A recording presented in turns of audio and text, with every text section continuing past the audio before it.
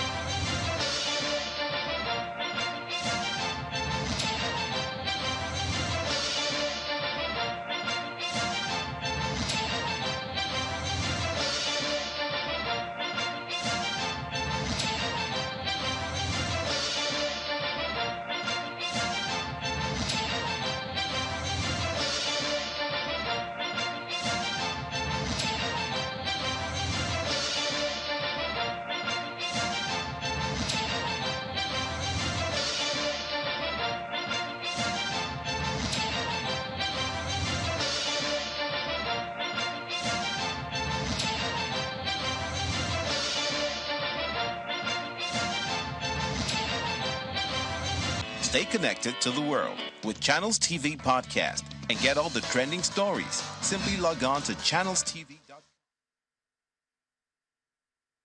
of your choice and listen. Our podcast is available on Apple, Google, and Spotify.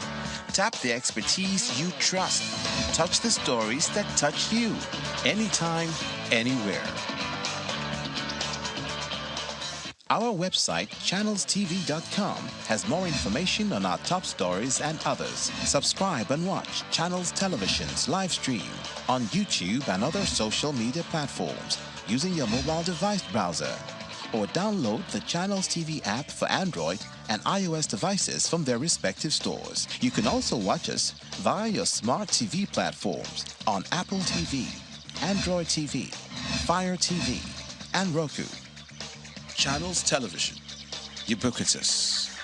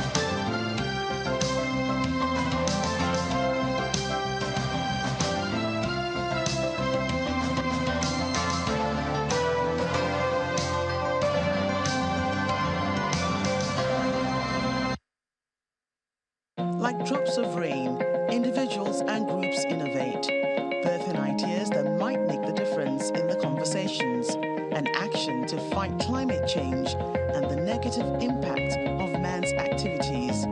Innovative thinking from Africa and Europe to save our planet, to light up our cities without tearing apart the ozone, making progress safe and sustainable. On Eco Africa, we highlight the efforts to live and grow sustainably at these times on Channels Television. It's engaging, fascinating, and insightful. Join us as we connect with the global community of Nigerians around the world. We talk about life in the diaspora, flying the Nigerian flag, their culture, socio-political activities, and survival stories on Channels Television. Britain is quite a racist country, and where they see asylum seekers on the street and they have a very poor opinion of them. Diaspora Network, engaging diasporans for development. It's a sign of the times.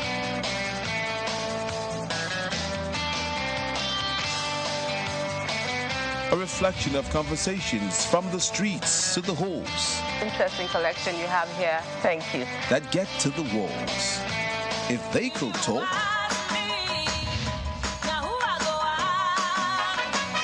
see and hear the limitless creative.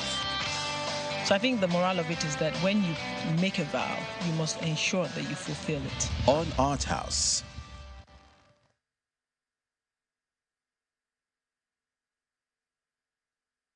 Saturday mornings with Alero and Ayo on Sunrise. Good morning. Hope you had your cup of coffee already. Maybe you take half then. Please call it what it is. Akamo or cocoa. Oh dear. With today's issues that We have this attitude of looking at things from tribal or religious angle. words that motivate you. Don't let it drown you. Don't let it kill you. Come out of it and then let's build a better one. And personalities that fascinate you. So them fit no, I serve a living God. 3 hours of interesting conversations that involve you every Saturday, only on Channels Television.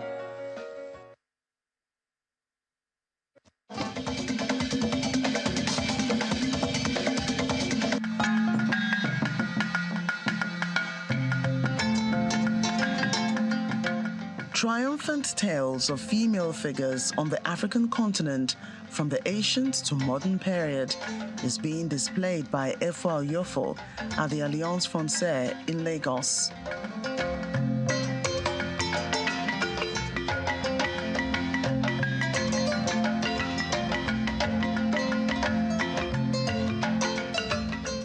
Mallory came about because I was interested in a way of showcasing Nigerian culture to its fullest extent, as well developed as it is, and deconstructing the idea that African womanhood needs to have a particular way of being.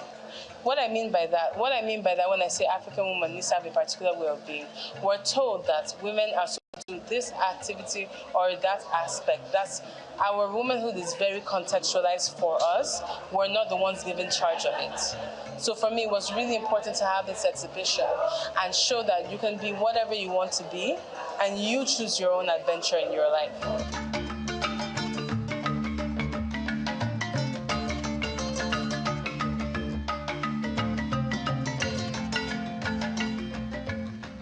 The second viewing of Udama Lore tells stories of women who have dared to be different, breaking the societal expectations and leading from the front. When I was putting this exhibition together, I said, I saw the sword, which is that Udama Lore of the entrance of the exhibition, and I said, the way it was described reminded me of the way that women are described, which is as very beautiful things that are owned by men. And I said, well, here is a beautiful thing that's owned by men, the Udama Lore, but it's to your detriment if you think that one day having a weapon, having a weapon is not functional just because you define it as such. So that's why I picked it. I picked these women. They're all from different cultures, different geopolitical zones. It's arranged chronologically. They're all from different centuries in Nigerian history. And they were still able to perform, to be leaders. For this team, a lot of lessons and inspiration can be derived from these Amazons. It's amazing to really look at the different women of history and our contemporary times.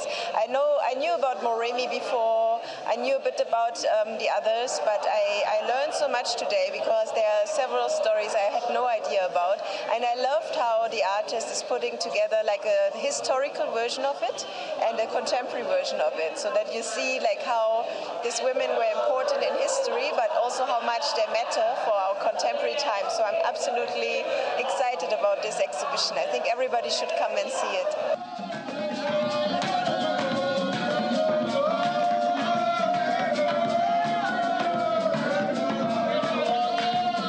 This exhibition intends to motivate not just females, but the society at large by showing visual representations of exploits achieved by women.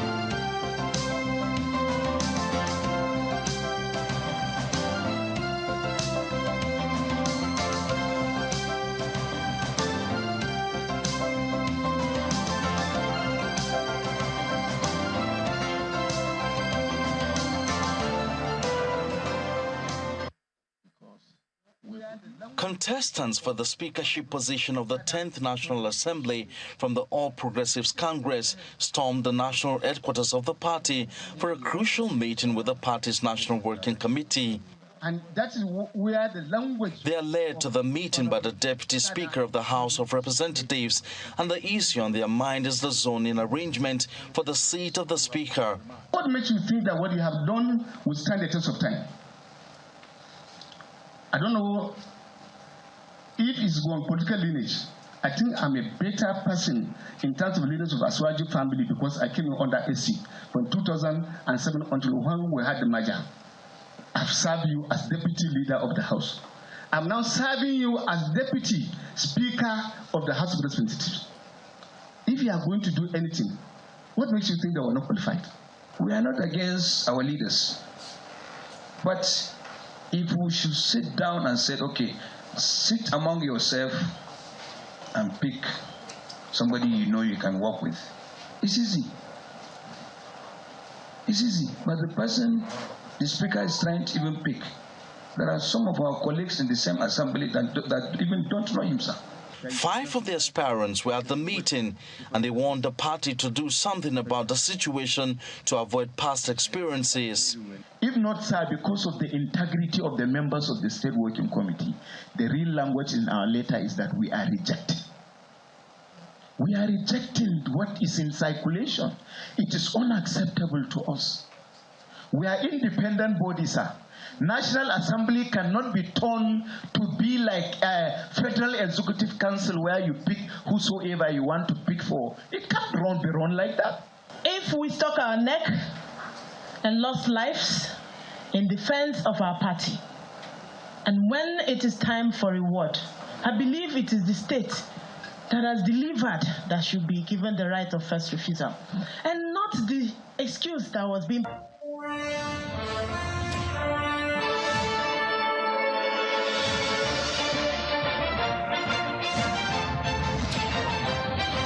Thank you so much indeed, everyone, for staying with us.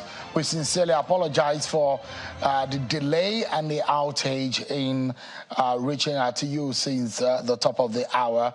But let's get started with the program, everyone. We'd like to let you know that the Independent National Electoral Commission, INEC, says by tomorrow, Friday, the 12th of May, 2023, it will publish the personal particulars of the candidates in the state headquarters and local government offices in the three states of Kogi, Imo, and Bayelsa State, where there will be governorship election later this year. After the commission released a timetable and schedule of activities for the three off-cycle governorship elections holding on Saturday, 11th November 2023, political parties conducted their primaries as required by law and uploaded names and personal particulars of their candidates and running mates to the INEC candidate nomination portal by the deadline of 6 p.m. on 5th of May. INEC is now appealing to Nigerians to scrutinize the list, which will be made public from tomorrow. In particular, any aspirant who participated in his or party primaries with reasonable grounds to believe that the information provided by the candidate is false can challenge a nomination at the Federal High Court as provided in Section 29, Sub 5 of the Electoral Act 2022. Well, there was an event earlier today in Oguta in Imo State, where the President General of Ohaneze Ndigbo, Chief Emmanuel Onwayawu, gave a passionate appeal to President Muhammadu Buhari to release the leader of the indigenous people of the Afro-IPOB, Mr. Nnamdi Kanu, before the president exits office on the 29th of May. He made the appeal at the flag of the dredging and hydrographic survey of the proposed sea access route of the Urashi-Oguta waterways in Imo State earlier today. Take a listen to Chief Onwayo. Our Vice President, tell our brother, our son Buhari, that Ohaneze Ndigbo, the over 60 million Igbos request that he should release Nnamdi Kanu. He should release Nnamdi Kanu. Igbos are not seceding. I don't see why anybody should say Igbos are seceding. Igbos are everywhere. We have investments. Are we going to leave our investments? So please, I am passing this message to him because he is my president in Nigeria. But in the Ohaneze, he has been honored by us and he's a member. So he's my subject there. I am now telling him that Nnamdi Kanu should be released before he departs. We are going to be very grateful. Of course, the Vice President, Professor Yemi Osinbajo, was present at that event, which was hosted by the Governor of Imo State, Senator Hope Uzodinma. It was the flag of the dredging of an hydrographic survey of the proposed sea access route of the Urashi-Oguta waterways in Oguta in Imo State, where the Vice President Yemi Osinbajo officially made the flag off. And during the flag off ceremony at the bank of the Oguta Lake in Oguta local government area of Imo State, the Vice President says the project is an economic transformation project that will hugely benefit Imo State, Nigeria, and the entire West Africa. He says the project will also stimulate exports and import, as well as help the Nigerian Navy check crude oil theft along the region. I'm now being joined tonight on the program by the Executive Governor of Imo State, Senator Hope Uzodinma. who joins us live from Owerri in the Imo State capital. Thank you so much, Your Excellency, for joining us tonight. And perhaps maybe our congratulations might be in order. We would like to get to understand this project. What is the significance of this project? In layman terms, why should the people of Imo State bother about this dredging and the hydrographic survey?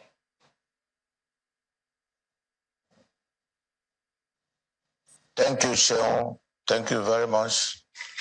The entire situation, I found myself in Imo State as the governor, a state that has been challenged very seriously in terms of insecurity occasioned by the activities of unknown government, banditry, crude oil theft, all types of criminality within Imo State. We spend so much money using kinetic and non-kinetic approach to see how we can ensure that there's peaceful existence in Imo State. So part of our strategy to solve the problem of insecurity is to do those things that to support our program. Things like ensuring that our creeks that have become a habitat for criminals, vandalizing crude oil pipelines, stealing crude oil from federal government, which amounts to economic sabotage, which also is telling on our economy as a state, reduce drastically the amount of money we get from the 13% derivation as defined in the Constitution of the Federal Republic of Nigeria. So we conceived this project that is holistically meant to address the problem of insecurity, improve the economy of the state and indeed the southeastern states in this region. When you dredge the Oguta Lake from Oraj to Degema up to the Atlantic Ocean, you would have cleared all the criminals on that route that are vandalizing crude oil pipelines, that are stealing federal government crude oil, that is putting us into this hardship of a reduction in our revenue generation. We would have done that. We would have addressed the issue of pollution, environmental degradation, and what is more, it will come with economic activities. It will encourage commerce and trade. And residents in the various communities on that route will be empowered. Job creation will be enhanced.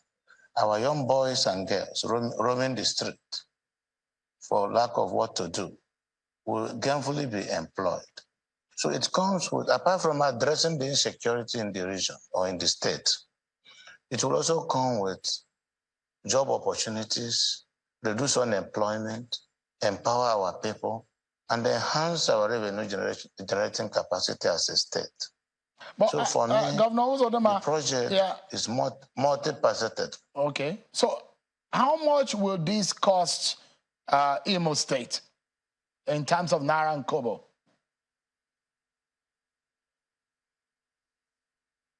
Well, it is an idea that we have just conceived. I have the concept note. And what is there is that because what we have done is the preliminary engineering. After the preliminary engineering, we will do the detailed engineering where the quantities will be established. And until that is done, the exact cost of the project will not be known. But conceptually thinking, what we have now is a memorandum of understanding with Nigerian Navy to generate the necessary data that will allow us to get the exact cost of the project. Things like the bathymetric survey, which I've started today, things like the geotechnical survey, things like the underwater engineering studies, environmental impact assessments. All these are different departments. The project is multifaceted, and I'm very confident that it's something worth doing. And by the grace of God, it will be realized. I mean, as much as this is within the corridors and within the territory of Imo State, and this perhaps will impact on the economy of Imo State, of course, the Constitution of the Federal Republic of Nigeria empowers the federal government to regulate and make laws for water from sources affecting more than one state, and as may be declared by the National Assembly. And we do know there is a National Inland Waterways Authority Act. This is supposed to be the role and the responsibility of the federal government. Why is it that it is the Imo State government that is taking up this responsibility? Well, the essence of government is to protect the citizens. Maritime security is the exclusive powers conferred by the Constitution to Nigerian Navy. And federal government is Nigerian Navy. Nigerian Navy is part of federal government. I've just told you we have an MOU to work with Nigerian Navy to ensure that the criminality along the region, me here sitting as a governor, this is a subnational government, an integral part of the federal government. And there's nothing that is not constitutional up to the time as I speak. The Nigerian Navy also, apart the powers to handle naval security, apart the powers, they are empowered by the Constitution and by law to also diversify and encourage other capabilities. As I speak to you, the #1 hydrography of the country today is an officer of the Nigerian Navy. Nigerian Navy Holdings is also a commercial entity. And all over the world, globally thinking, what governs transactions and existence now is public-private partnership. So no man is an island. Well, the federal government cannot be an island. The subnational government cannot be an island. Other commercial entities cannot be an island. We must encourage partnership. Sheikh, there is a new thinking the world over. I'm a creative thinker. It's not about claiming you're right. It's about serving the people and making sure dividends of democracy are made available to the people. So forget about everything must not be politics. Oguta Lake is in Imo State. Orachi River is in Imo State. Degema River is in the River State. Atlantic Ocean belongs to all of us. And there is no federal government without state government.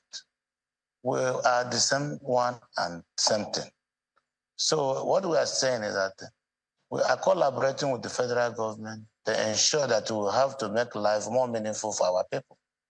So, I mean, in terms of Governor Uzodimma, have you measured what this project, when concluded, because you just flagged it off today, when concluded, in terms of Naira and Kobo, what kind of revenue will it be generating for Imo State, since you're spending Imo State money for this endeavor? Well, I just told you that we are at the conceptual stage of the project. And the latest now is what that has been flagged up today is what we call the preliminary engineering. It is when we did, after the preliminary engineering, that we will now do the detailed engineering, by which time the necessary data required to have a very high integrity detailed engineering would have been gotten. However, from the point of concept, it is assumed that on completion, this project is capable of generating over 500,000 jobs. The agitation you see in the Southeast, the confusion you see in Nigeria, the radicalism you see among our youth population can be blamed on idleness, unemployment. And I'm sure that the federal government of Nigeria, under the leadership of President Muhammad Buhari, is interested in creating jobs for our Nigerian youths. And that is why federal government alone cannot do it. They have to partner with not only subnational government, even the private sector. So every good conscience in Nigeria, every good Nigerian who is interested in our national interests and the need to allow relative peace for government to really regulate the environment must be interested in creative thinking. All right. So that is what ideas rule the world. Interesting. So let me take you quickly away from, because you are a leader of the APC in the Southeast, and now there's been an agitation that with what the APC leadership had done with the zoning of the National Assembly leadership, a National Assembly that you are a very experienced politician. You've played politics at that level. Now, I mean, what will you be telling your people? It does look to me that some of your friends and leaders in the APC in the Southeast are agitating and saying that the Southeast have been played out. They wanted to be the Senate president, but that slot have been taken away from them. What will you be telling your people? Because one of the things that you're saying is that you are going to defend the interests of the Southeast people, but it doesn't look like that interest has been protected. Every political party, every democratic dispensation must be governed by rules. APC, as you know, is the largest political party today in Nigeria. And it is a rule-driven party. And what we practice in Nigeria is partisan democracy. Before you win an election, you must be sponsored by a political party. In 1983, the Supreme Court ruled in the case of RBK Okafor and Isdo Obasi that is not the individual that wins the election. It is the political party that wins the election. And the party loyalty is sacrosanct. And the meaning of power play and politics is that people must come together, sometimes disagree to be able to agree.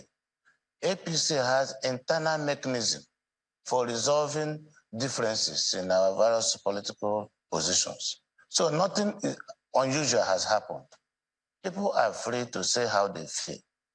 But once the party takes a position, I'm sure every loyal member of the party will follow.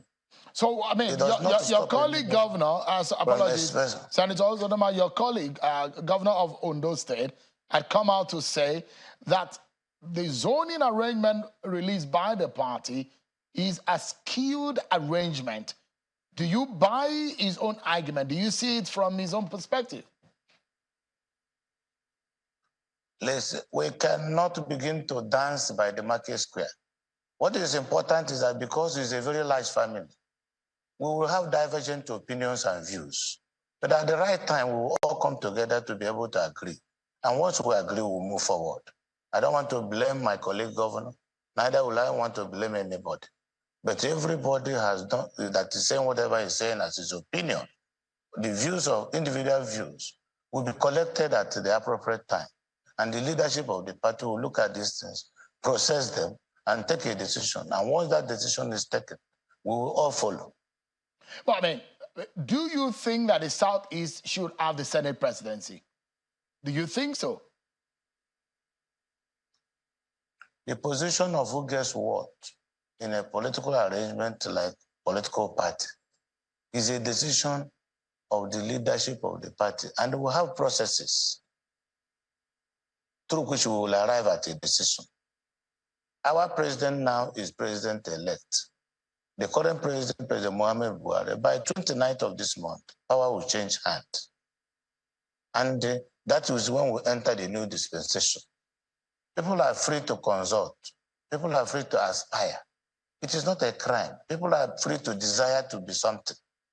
But at the end of the day, by the grace of God and the support of the majority membership of the party, a decision will be taken. And my opinion is that once the decision is taken, after this wide consultation, all of us will follow. Because what is more paramount and important is the survival of our great party, APC. So it is not a problem. So don't drink Panadol for another man's headache. Okay, this is not me taking Panadol for the APC problem, but because this is national politics and interests some of us who are keen watchers, and we have to talk about it. But we take a break, Senator Ozodoma. I'd like to know how you hope to maneuver, because your party lost the presidential election in Imo State, and you are on the ballot. You will be on the ballot in November. How do you hope I mean, that's your name anyways. How do you hope to meander through the Labour Party tsunami that have swept through the southeast region of the country in that election. Stay with me. We need to go on a break. And when we come back, everyone, we'll be talking about that with Governor Uzodimma. And of course, we have a senator-elect in the studio. We'll be talking about the very dicey and interesting politics in the National Assembly. Stay with me, everyone. We'll be right back.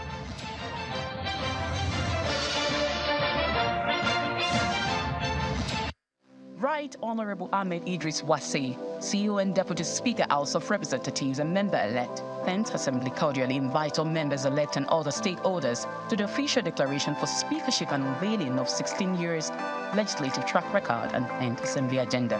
Date, Friday, 12th May 2023. Venue, Congress Hall, Transcorp Hilton Hotel, Abuja. Time, 4 p.m. prompt. Announcer, Honorable Femi Bamishile Richard, Director General, Wasi Speakership Campaign.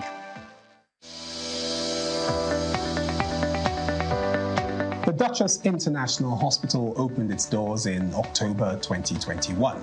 The mission of the hospital is to reverse medical tourism. We take particular care here at the Duchess to bring together a combination of the brightest and the best locally, as well as Nigerians in the diaspora who are interested in returning to do very good work for the benefit of our patients here in this country. The good thing is that we have all international expertise here, all international facilities here, international people working here. Everything is coming together in a space which was considered not great in terms of the availability of healthcare. Access Bank, of course, has been able to provide us with a robust range of products and services that has enabled us to deliver that standard and quality of healthcare that is integral to our mission as an organization.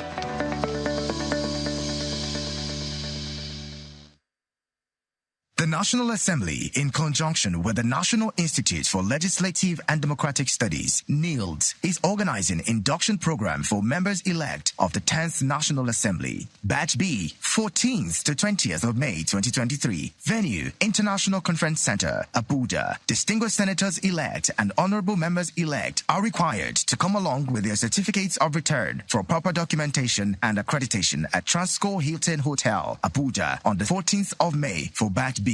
For further inquiries, please visit www.nils.gov.ng. That is www.nilds.gov.ng. Announcer Sani Magaji Tambua, Clerk to the National Assembly.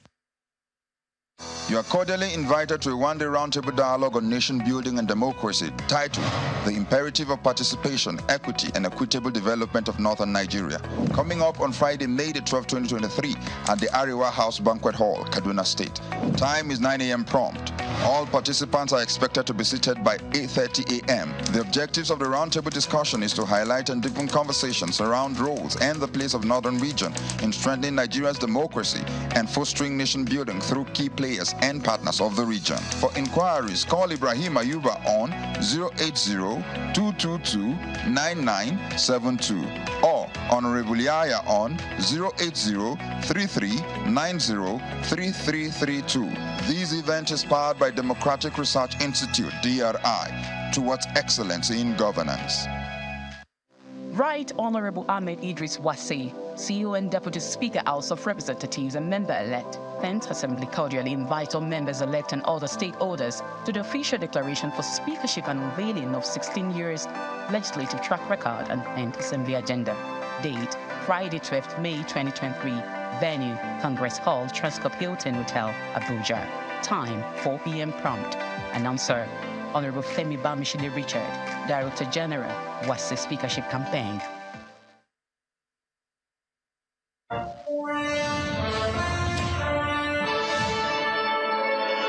you so much, everyone, for staying with us. The governor of Imo State, Senator Hope Uzodimma, has been speaking with us. There was a flag off of the dredging and the hydrographic survey of the Oguta Lake.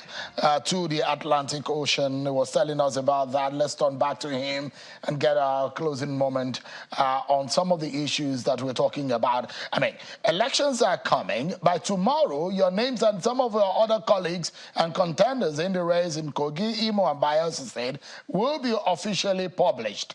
But if you look at what happened in the presidential election, your party lost in Imo State. And I mean, some people will say that this is a signal of what could happen to your party in November. Are you worried that your party's chances may be threatened?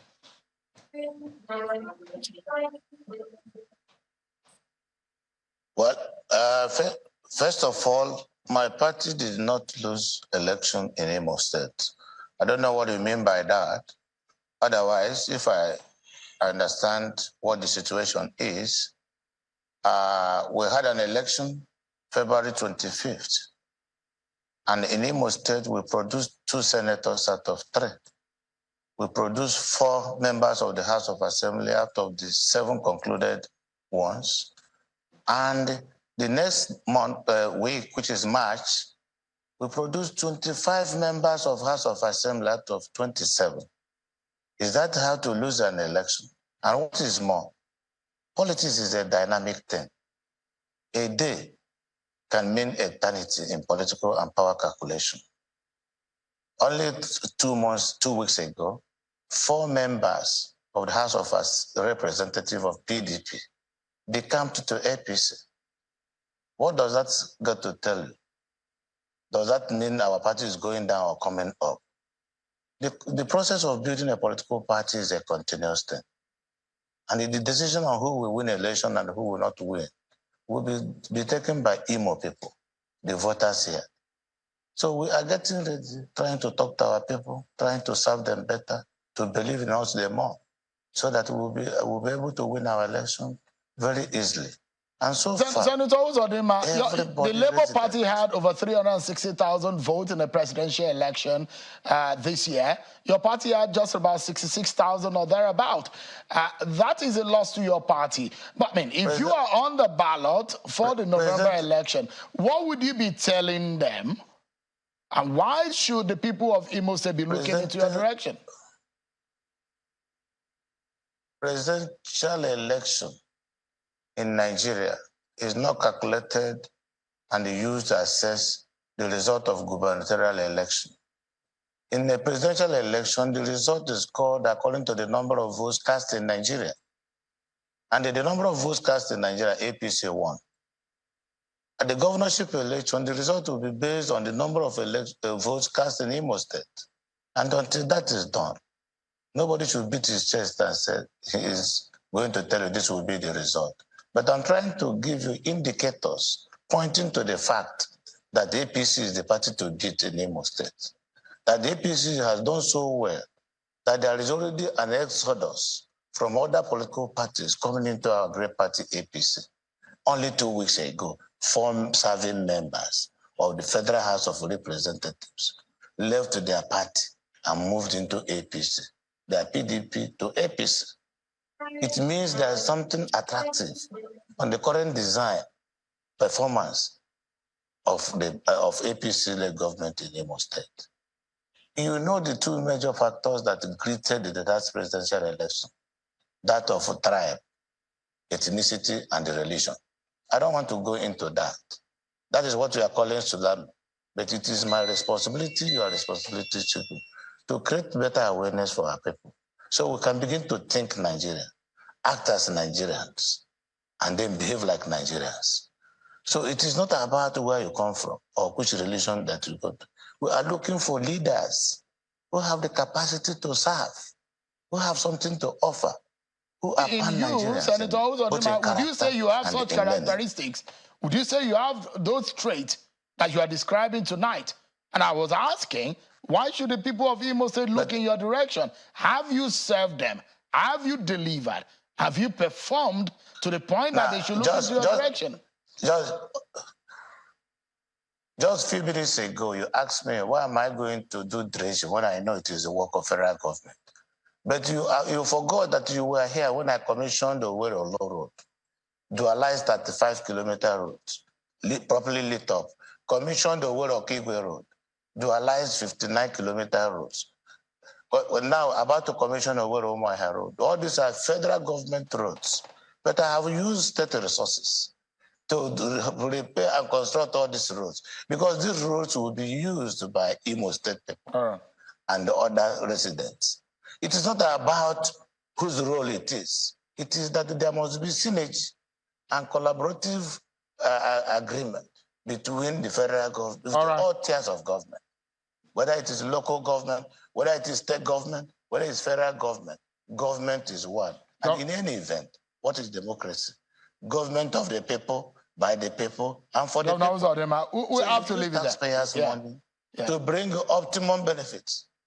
All right. Senator Opus Odema, Governor of Imo State, thank you so much indeed for your time tonight. We'll have to leave it there, and I wish you the very best in the coming days. Thank you so much indeed for your time tonight. Let's read gears now, everyone, and let's talk about what happened today. Some senators who are gunning for the Senate president seat had gone to the NWC, that's the National Working Committee of the APC, and they've taken the protest based on the zoning the party had. Senator Orji Uzor Kalu, Senator-elect Abdulaziz Yari, and Senator Sani Musa, the three of them approached the national leadership and they spoke their mind, just like their colleagues in the Green Chamber yesterday did. Allow you to take a listen to what they said. If net care is not taken, we play the way we want to go. We said, okay, assuming all of us say, no, okay, it's okay. And what was presented is not acceptable. And the opposition do the nomination and they have their way. That's going to be another wahala for us. So, Mr. Chairman, we're not undermining what we're doing, but we're doing this for the sake of this party to grow, and we're doing for the best interest of the president. Because as where we are talking today, if we from this side take another decision, it not be good for all of us. We become history. So we don't want that to happen. And only that if we do justice. All right, then you heard Senator Abdulaziz Yari, they're one of those aspirants for the Senate presidency seat.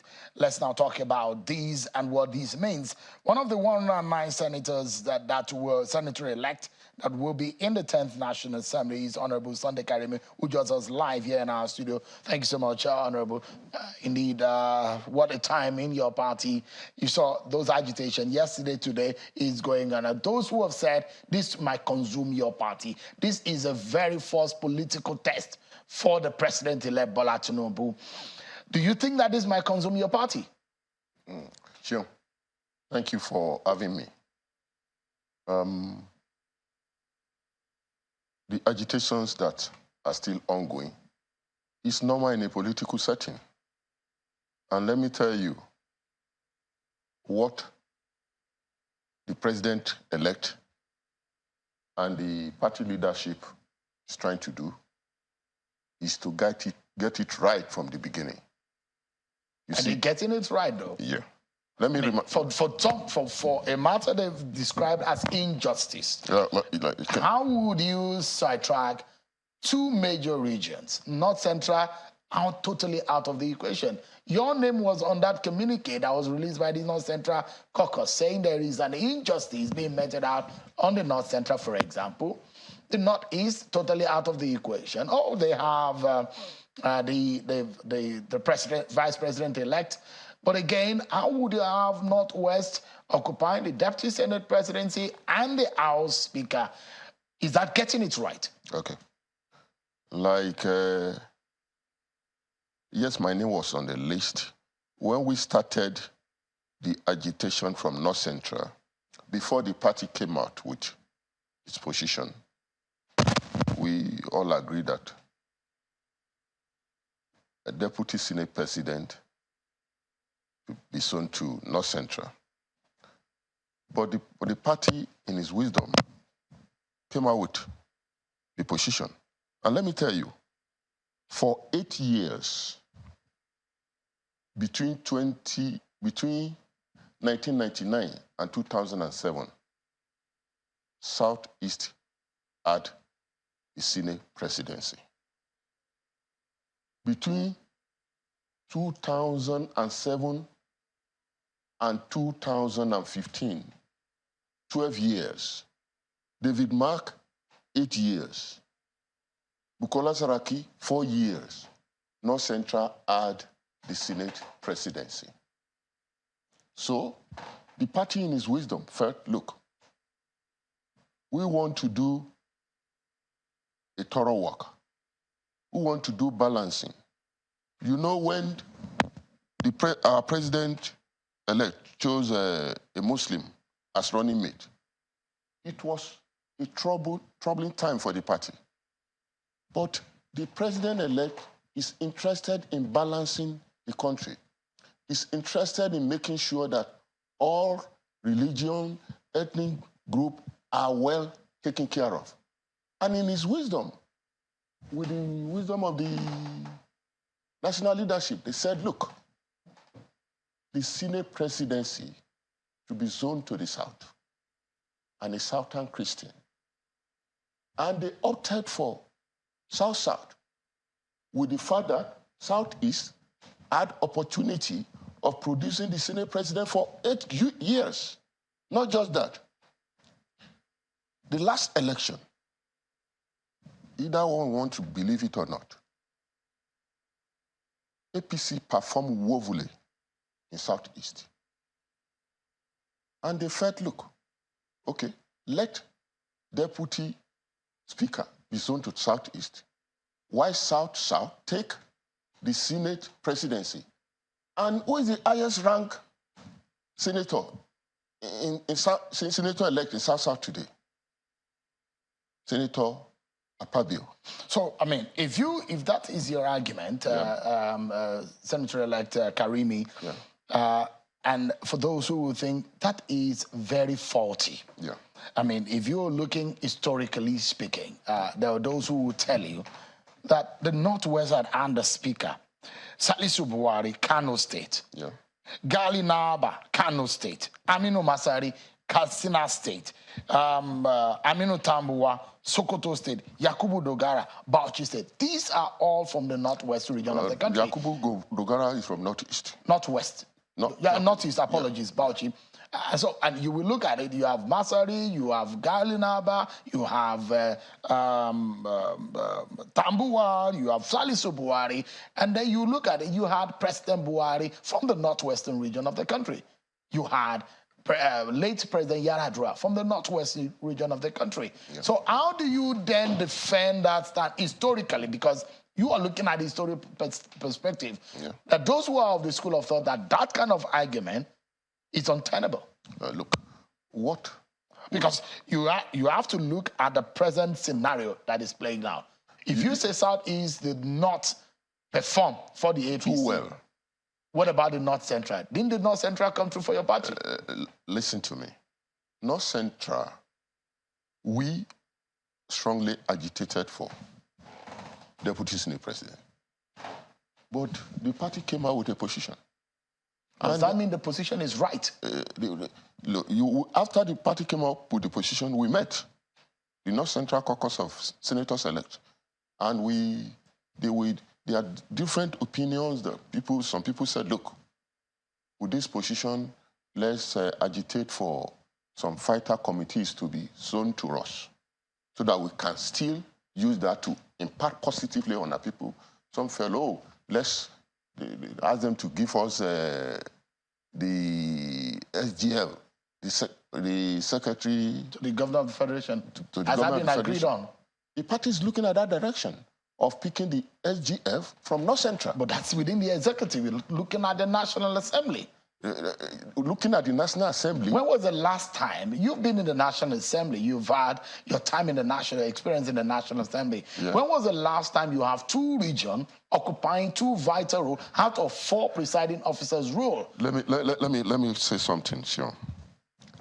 Yes, the Northwest has been given the Deputy Senate Deputy President, Senate President and the Speaker. Yeah. They even strongly agitated for Senate presidency. But the President, in his wisdom, said, look, I know Northwest voted overwhelmingly for APC, but he will not be able to defend that with Nigerians if we have a situation that the number 3 person will be a Muslim, and surely the Speaker, the number 4 person, will also be a Muslim. Now, please, help me. Let Senate presidency go to South-South. Northwest now said, okay, give us Speaker and the DSP. With the scenario in the House of Rep today, by the time the Senate concludes its, the Senate will elect its leadership first. Nobody knows what will happen with the speakership in the House. All right. Let's close on these notes, Senator-elect. Yeah. How does your party navigate avoiding the very terrible and dangerous path of the landmines that your party has stepped into in the past, and like thunder striking in the same spot twice or more than 2 times, it looks to me that that is what is likely to happen. How does your party placate those who are aggrieved? Because the politics of the National Assembly is the politics in the hallowed chamber. No matter what you do outside, the party can be shortchanged. Let me tell you, we still have about a month to the inauguration of the National Assembly. We are going to reach out to all elected members. And we are looking at even having Senator Akpabio as a consensus candidate, where, for now, over 70 senator-elect has endorsed his candidature. Really? As of today? As of today. And we are looking at a position where others will come in and join us, because that is the winning team. All right. And we cannot start the 10th Senate or the 10th National Assembly on a rowdy section. You recall how it went in the U.S. Congress. All right. We don't want to start with that. Right. It doesn't look to me that your party will not be. This is going to be a very big test, perhaps more than what we've seen in the past. Honorable Sunday Karimi, Senator-elect from Kogi State, a member of the APC. Thank you so much indeed for your time tonight. Thank you. Well, that's our show for tonight, everyone. I must apologize again for the glitch we had earlier in the program. Sincere apologies. But that's our show for tonight. I'll see you tomorrow, everyone. Bye for now.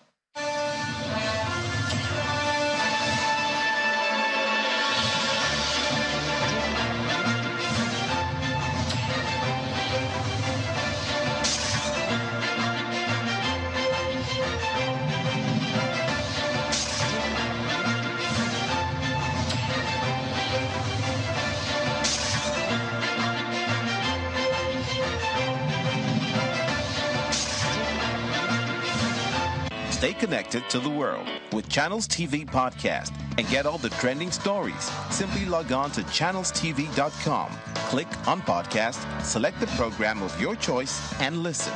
Our podcast is available on Apple, Google, and Spotify. Tap the expertise you trust. Touch the stories that touch you. Anytime, anywhere.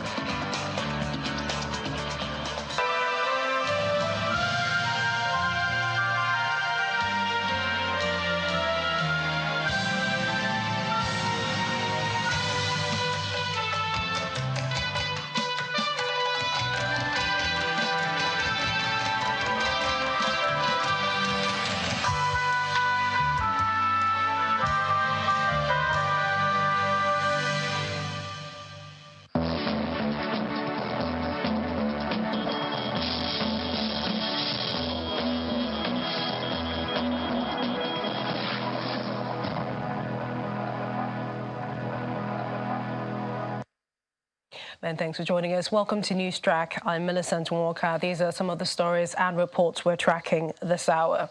We begin with proceedings at the Presidential Election Tribunal, where the Independent National Electoral Commission, INEC, and the presidential candidate of the All Progressives Congress, Mr. Bola Tinubu, are planning to file a response to